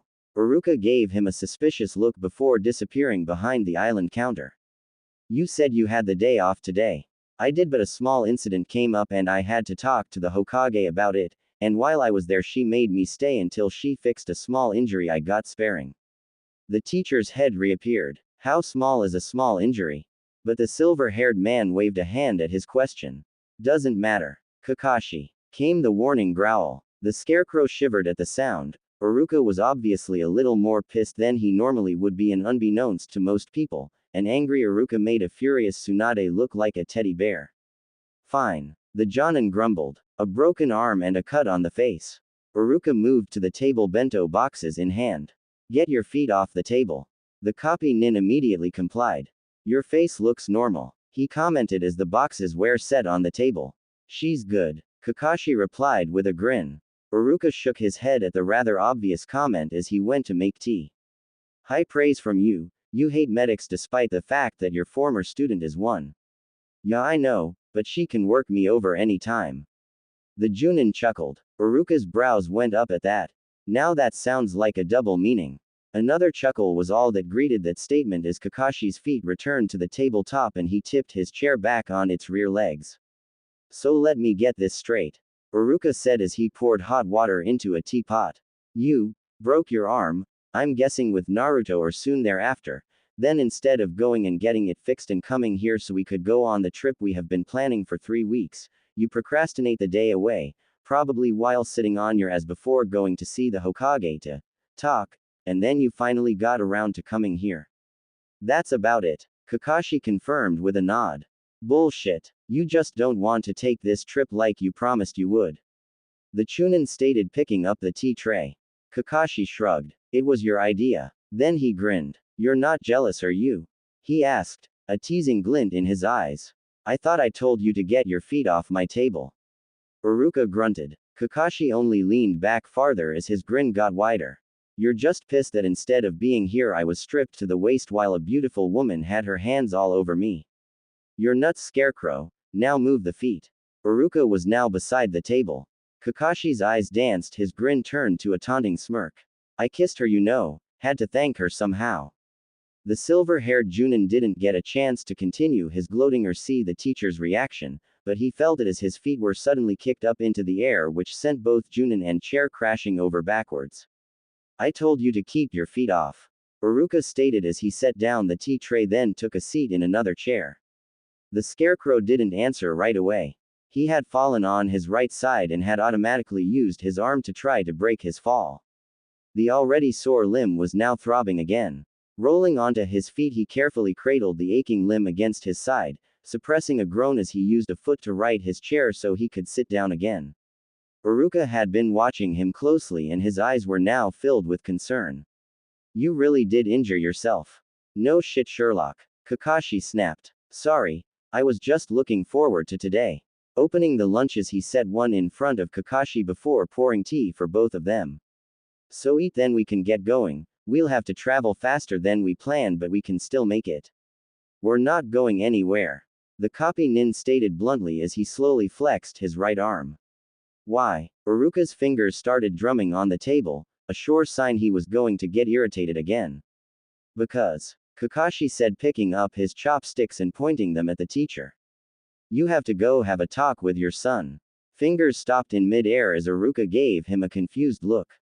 Naruto, what for? With a heavy sigh, the silver-haired man related the day's events as he ate the excellent lunch that Chunin had made. Iruka meanwhile was too busy being shocked to touch his food. That doesn't sound like Naruto. He stated when the Junin was finished his tale. You really think something's up with Kyuubi? He asked. It's all I can come up with that makes sense. Kakashi relied as he pushed his empty bento box aside. The only other thing that I could come think of was woman trouble. You know Sabaku no Temari is staying with him. Iruka nodded. He told me, but God knows he has had woman trouble before and he never acted like this. Kakashi agreed. Well, I guess that's that then. We'll have to see if we can coordinate a day off next week. Iruka commented as he got to his feet and took an armload of dishes to the sink. I'll go talk to Naruto.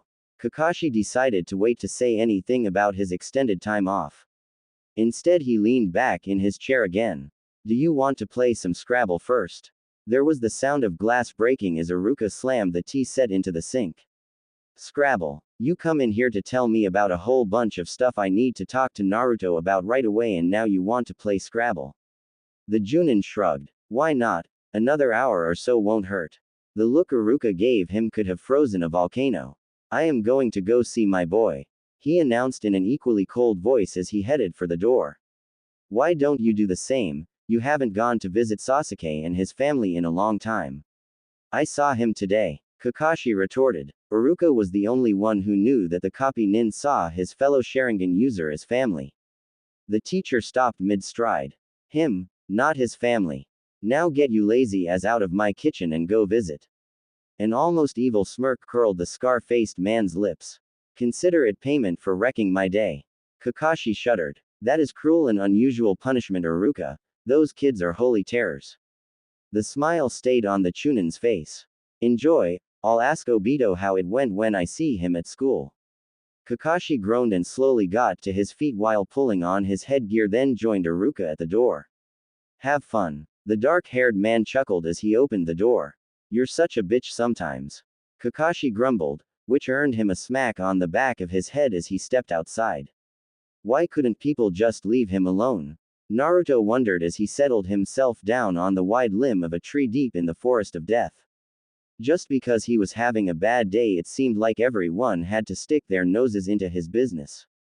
He growled as he remembered the grilling he had gotten when he had woke up at the ramen stand with Neji and Sasuke waving a bowl of miso ramen under his nose. The constant questions from the two had made him lose his appetite and he gave up trying to eat halfway through his first bowl. Then when he had gotten back to the office, Tsunade had been in a pretty bad mood herself, yelling something about an asshole she was going to kill. Then she had lit into him and demanded to know what was wrong with him.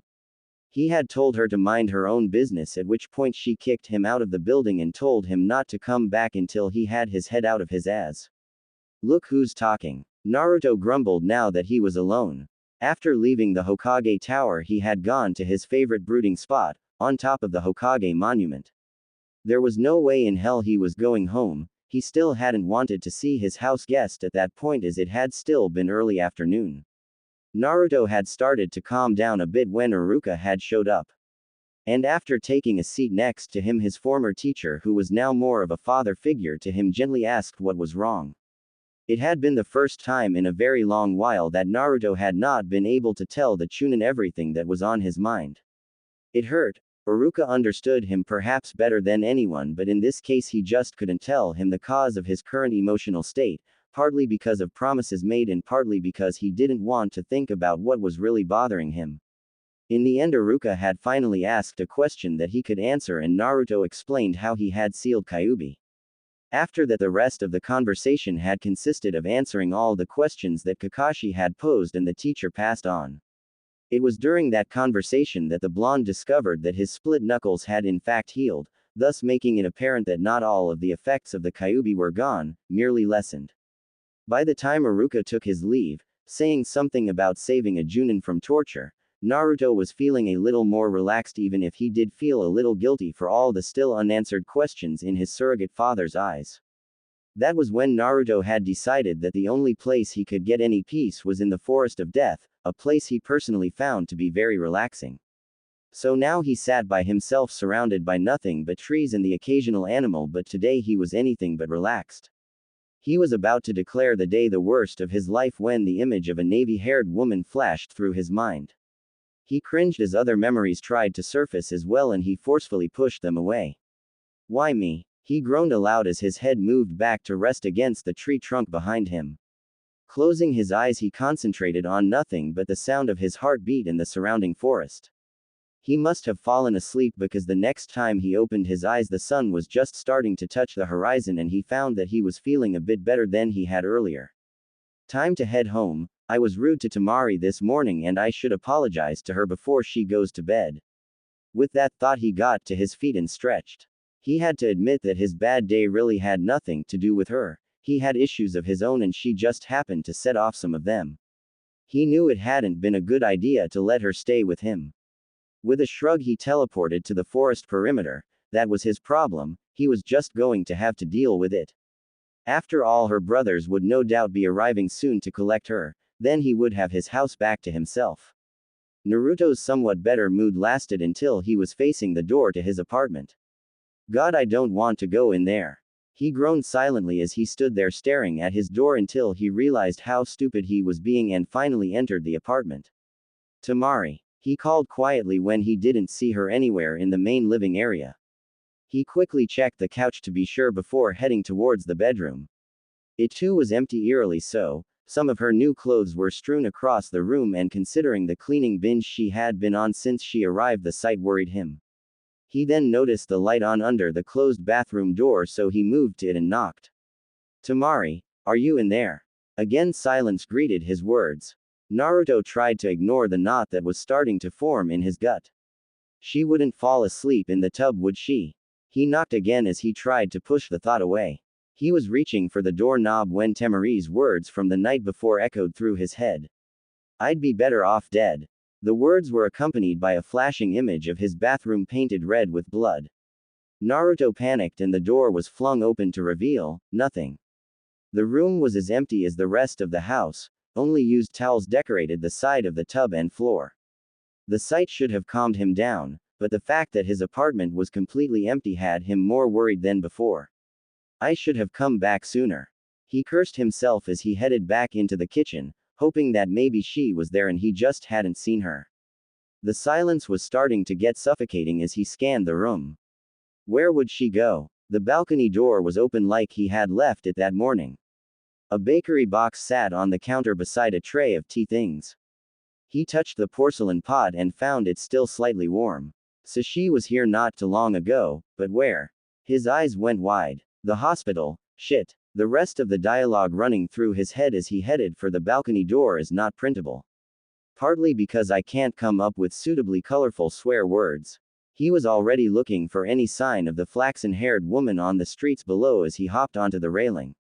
Oh, Naruto, you startled me. The exclamation that came from his right caused him to spin around in surprise so fast that he lost his balance and toppled from his perch. His right hand stopped his descent to the ground by catching onto the balcony ledge. When he pulled himself up enough to peer through the railing, he saw Temari sitting in his hammock, her eyes as big as saucers staring at him as she cradled a teacup in her hands. Are you all right, Naruto? She asked as he climbed back over the railing. Did you just get back? I didn't hear you come in. Well, that explains everything. Naruto's inner voice snapped sarcastically, but he kept his mouth shut. He was too busy looking her up and down. She had a different feel about her than she had before, but he wasn't sure why. "What are you doing out here?" he asked, a little harsher than he meant to, but Temari didn't seem to notice his tone. "Relaxing. It's nice out here." A grunt was his only reply as he reminded himself that he had planned on apologizing to the woman. It wasn't her fault that he had jumped to conclusions when he couldn't find her. He shifted uncomfortably, much like a child who was caught doing something bad as he tried to put all of the personal emotions aside and come up with a way to say he was sorry, something he was not very good at. The kunoichi meanwhile was watching the setting sun. Her whole being gave off a feeling of serenity, and as he watched her he felt it wash over him as well. It was like a balm to his taut and frazzled nerves. Taking a deep calming breath, he felt his body start to relax as he leaned back against the railing behind him. After clearing his throat he finally spoke. "Look, Temari, I'm sorry for being such an ass this morning. I really didn't mean to take my bad mood out on you." Silver eyes meet his and one corner of her mouth turned up slightly. "It's all right, I know I've been more than a little trying since I got here." Her smile got a little bigger. "But I hope to be less of a burden on you now that everything's settled." Naruto blinked in confusion. Settled? He started to tense up again. "Yes, Hinata-sama came by and we had a talk, went over all my options. You were right about thinking things through, you know. It made me feel so much better going through it calmly and logically." Naruto felt his palms start to sweat. "So you're ready to make a decision then?" he questioned. Her smile got bigger. "Done, already made it," she announced. "She sounds and looks so happy." The shinobi mused silently. "She must have already gone to the hospital. I haven't seen her this calm since I found her." Even as those thoughts ran through his mind he felt his stomach drop. He had a sneaking suspicion that he was going to be sick. Dimly he noted that Temari was talking but her words didn't register. The sound of giggling refocused his attention back on the woman before him. Temari was giggling and it even reached her eyes. The silver orbs sparkled with laughter. "Can you imagine my brothers' faces when I tell them?" she asked. Naruto was at a loss as to what she was talking about. "Tell them," she shook her head at him. "You weren't listening, were you?" she stated. "That I'm having a baby, and that they're going to be uncles." Stunned doesn't quite describe Naruto at this point. "You mean you're..." Temari nodded, smiling. "I'm keeping the baby." A bomb sight would be less chaotic than Naruto's frame of mind at that point. He could only stare at her in disbelief. Kyubi was doing back flips at the news. Temari kept talking about how she had come to the decision, completely unaware of the fact that her companion wasn't assimilating a word she said. Finally, as the light golds and pinks of the setting sun faded to darker colors, the sand kunoichi realized just how late it was getting, so she announced that she was going inside to make dinner. Naruto simply nodded mutely, and she guessed that the stunned expression he still wore was going to be very similar to how her siblings were going to look when she told them the news. She really couldn't blame him. She was still a little shocked at herself as well. But it was the only decision that didn't tie her up in knots. In fact, it warmed her to the core. Sabaku no Temari was going to be a mother. She suppressed the urge to dance around the kitchen. The joy she felt was a far cry from the depression she had felt just that morning. She had wanted children for years, even if she knew next to nothing about them. As far as she was concerned, now that she had had time to think about it, her situation as far as she could see was not that different from what it would have been if she had gotten pregnant after a one-night stand, which of course would have been her only hope in hell of having a child. Her brothers aside, men just seemed to avoid her like the plague. Temari shrugged those thoughts away, however. It no longer mattered. She didn't need a man any longer. It was ironic that she could almost thank the assholes that captured her. The sand kunoichi wasn't the best cook. She was limited to simple meals, but she was in too good a mood to let that detour her. Humming to herself, she put on rice and chopped up ingredients for a simple stir-fry. While everything was cooking, she realized that her hair was still a loose mess from the morning, so she went in search of a brush. On the way back from the bedroom, she noticed that Naruto was still on the balcony. He was leaning over the railing with his forehead resting on her crossed arms. His face wasn't visible and she wondered what he was thinking about, but then she recalled the reason for the Hokage's visit earlier. He's probably just trying to unwind, she reasoned as she went back to watching the food. The pair ate dinner in near silence, each lost in their own thoughts. It wasn't until Temari was clearing the table that she addressed him directly.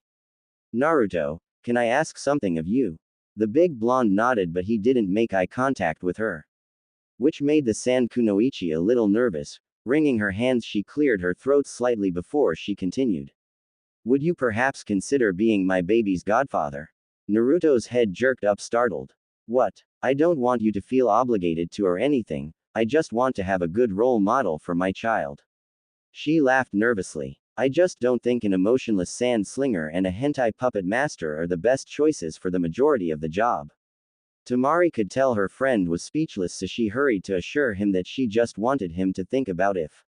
But afterwards she got the impression that he wasn't very happy about being asked. She thought about withdrawing the request, but then decided that she was too tired to explain why she had changed her mind and opted to wait until morning. With a quiet goodnight, she got ready for bed and for the first time since her arrival closed the bedroom door before crawling into bed. She was asleep almost as soon as her head touched the pillow, content that she had made the right decision. Naruto's night was plagued by reoccurring nightmares, which had him waking up screaming and dripping with sweat, until he finally gave up trying to sleep and moved into the apartment and onto the couch. He didn't want anyone to witness his night terrors. Thirst and the need to pee woke Temari up sometime during the night. She didn't bother to check the time. On the way to the kitchen after visiting the bathroom, she spotted Naruto sitting up on the couch, his head turned at her approach. I didn't wake you up, did I? He asked softly. No, are you all right? She replied. His face looked haggard in the dim light that came from the bedroom. Nightmares, he muttered. Temari understood all too well. Their line of work had some nasty side effects at times. Would you like me to stay with you? She asked. It was the least she could do after everything he had gone through with her in the last week. No, get some rest, I'll be fine, came his reply. Temari nodded her understanding and gave his shoulder a gentle squeeze before heading back towards the bedroom. Temari. His voice stopped her just as she reached the doorway. She turned as he got to his feet and moved so he could face her as well. Why would you want me to help raise your child? He asked. His voice was so quiet she wasn't sure at first that she had heard him right. But the somber look on his face told her that she had. Before she could think of what to say, he spoke again. What makes you think I'm good enough to help raise your child? His eyes dropped to the floor. Thanks for listening. In the next part. In the meantime, please leave a review. I would love to hear your feedback, especially if it helps me improve the overall story.